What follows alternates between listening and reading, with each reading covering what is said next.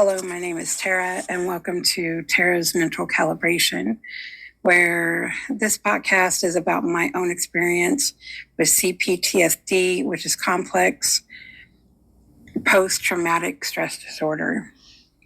And just so everybody knows, I am not a mental professional. I'm not a psychiatrist. I am not a psychologist. I am not a counselor. I am none of those things. I am speaking strictly on my own experience of my own life and hoping that it could possibly help others as I go along, helping myself. Please keep in mind, I am in trauma therapy. I highly recommend people to get therapy. And so please consider that for yourself if you are listening to this channel. Another thing is trigger warnings. I may talk about things that could be triggering to you. I know that some of the stuff is triggering to myself because I'm also learning as I go along. So with that being said, for this episode, I want to talk about cravings as adults. Something that I have figured out with myself is that I crave in my adult life what was void in my childhood. I realize how emotionally attached I can be to certain things, not necessarily people, but also items like stuffed animals. I look at things and can be like emotionally attached to pets. I mean, who isn't emotionally attached to their pet? Well, I guess a lot of people, but for me, I get emotionally attached to my pet, to where I see them as an equal. Like I see things as a soul versus seeing them in the shell that they're in, right? Because my belief is that, like my cats, for instance, they are a soul. Once I die, once they die, on the other side, they are a soul just like me. And so I tend to give them respect that I would give to a regular person because I kind of think outside the box there, but I'm kind of veering off of my whole point. So I crave emotional attachment. I crave peace. I crave order. I crave love and affection, along with understanding and being accepted. I crave a home. I crave consistency and security. And this is like an everyday thing that people should have in their lives, right? But I never have had it. So it's like, what could be normal for somebody and be like, yeah, that sounds normal. That sounds fine. I have a yearning, a crave, a hunger for these things. So when I'm given a morsel, I look at it like it's a whole lot. So in my relationships, and even with myself, people have gotten by with just giving me the bare minimal because I'm so starving for it that I looked at it and said, you know what? That is more than enough. Thank you. And it wasn't more than enough looking back on it. It was the bare minimal. It wasn't even enough to keep things afloat. It wasn't enough to do anything with it. So it's like, I crave peace because when I was a kid, there was a lot of arguments I heard between my parents when I was growing up. I crave order because like we lived out of boxes. Nothing was ever put away. Everything was always out in the open. And when I say we lived out of boxes. This is another reason why I crave a solid home. Even though I have one, it's something that I'm still hungry for in keeping it. Like I'm very overzealous in keeping my home because we moved around a lot. We were always being evicted, or we were always trying to dodge eviction. And so we moved like every single year, sometimes 2 or 3 times a year.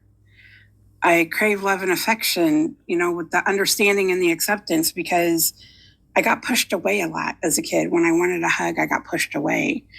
My parents were not affectionate in a healthy way. So, craving the consistency, nothing was ever consistent. I could not ever be in a safe environment because it was always and constantly changing. And so even though change is a normal thing, like you're supposed to change, you're supposed to be able to evolve, you're supposed to be able to change. For me, it triggers me because I had so much change in my life that I never had a chance to take a deep breath in the current change before it was changing again. So there was never any roots being set. So I've been in my home now, my current home, for about 3 years. I've been living here in Niagara Falls for almost 5 years. And it's very difficult. It's unsettling for me to settle. There's a sense of, okay, it's almost time. You got to pick up and move again. You got to keep going. You got to keep going. But there's no reason to. There's no reason to. I love my home. But it's something I have to work on every day to say, you know what? You don't have to get up and leave. You don't have to get up and move. You don't have to look for the next space because you've already found it. You're there.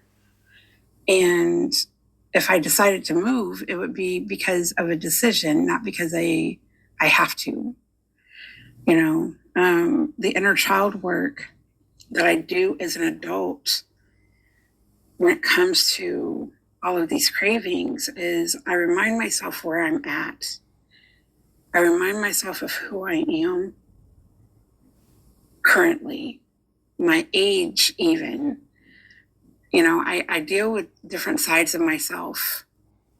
My inner child has a lot of different facets where they even have names, I do have dissociative. I don't like calling these things disorders, but that's how they categorize them, as disorders. So it's like I know who I am, but every side of my inner child, I have like a certain name for them. So I have to remind myself where I am, who I am, what age I am, and address these different parts of myself that get triggered. I have to remind myself that I can have all the things that I need now. Like I can provide that to myself. I can parent myself as needed. I don't need anybody to do that for me like I did when I was a child. I can trust myself. And I work on trusting myself with my decisions because, self-accountability here, I have allowed myself to stay in bad situations. I'm trying to gain my trust back with myself because of the things that I used to do, the people pleasing that I used to do for acceptance. I have to trust myself in knowing that I am now equipped with the tools to make better decisions where I wasn't aware of that before, or I didn't trust myself to do that before. I keep showing up for myself. And sometimes that's very difficult to call myself out on my own BS. But I have to be self-accountable and keep showing up for myself and challenging myself and not self-sabotaging, making myself understand that I'm not going to stand for less than I deserve just because I want to be accepted somewhere. Even though I crave the connection, I crave the friendship, I crave the relationships, I crave feeling a part of something, I crave family. I don't have any biological family around me. I have myself. I have my spiritual connections. I have my husband. I have my cats. I have my therapist. I have my medical team. And that is a pretty good support system that I have. I had to stop looking at the labels.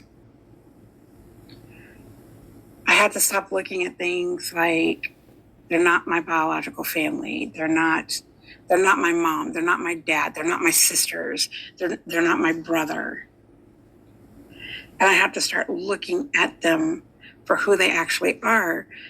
But even though they were not any of the labels I wanted them to be, I wanted them to be my sister. I wanted them to be my brother. I wanted them to be my mom. I wanted them to be my dad.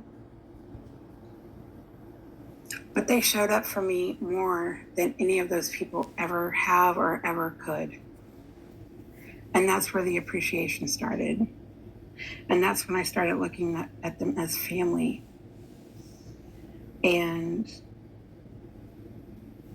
seeing how lucky I am if I allowed it to be in my life. Letting go of control is very difficult, and letting things in. So another thing I do besides showing up for myself, I keep a picture of my 5-year-old self. I keep a picture of it's my kindergarten picture that I have out. And I got my GED. That's going to be a whole story at some point, but long story short, I got my GED at the age of 16. And I went straight into college. I went straight into community college and, went to work after that. And there was a huge chunk of my childhood that was taken away when I made that decision for myself. And right next to my GED, I have it in a frame, is my kindergarten picture. And I'm getting ready to go back to college. I'm going to get my bachelor's degree in Spanish. And as I'm going through the process, when I get worked up, when I get caught up in my ego, when I get caught up in so many things, because I'm going to tell you, it's very difficult to take guidance from people when you are placed in a position from birth to guide and parent your parents. So it's very hard to allow anybody in to tell me what to do in situations that I have no idea or no clue what I'm doing. I tend to figure things out on my own, and I'm realizing that I don't have to do that in every case scenario. I can take a step back and not take it as a cut that somebody wants to help me, because I have it in my head that if somebody wants to help me, then that must mean that they see me as less than, like I'm somebody that needs help, and my ego comes in and says, I don't need help. I can do this on my own. But see, that's the wounded part of myself that was trained by abusive people in believing that I don't need help. I'm strong. I can do this on my own. because they did not want me reaching out to anyone.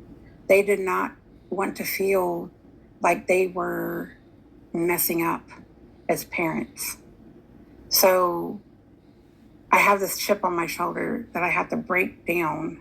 And during this process, I'm getting a lot of people coming out of the woodwork and trying to help me get enrolled in college, getting me enrolled and on the right path to getting my bachelor's.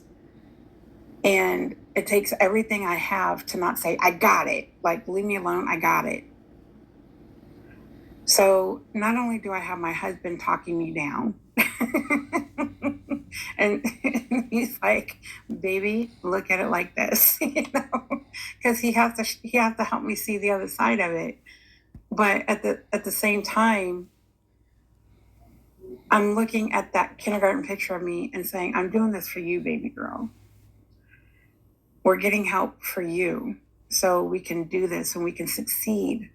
It's about succeeding for yourself and you not having to live in fight or flight and feeling like you have to do everything on your own. And it's very difficult to allow in, because what I am creating in my life now is everything that I have been craving.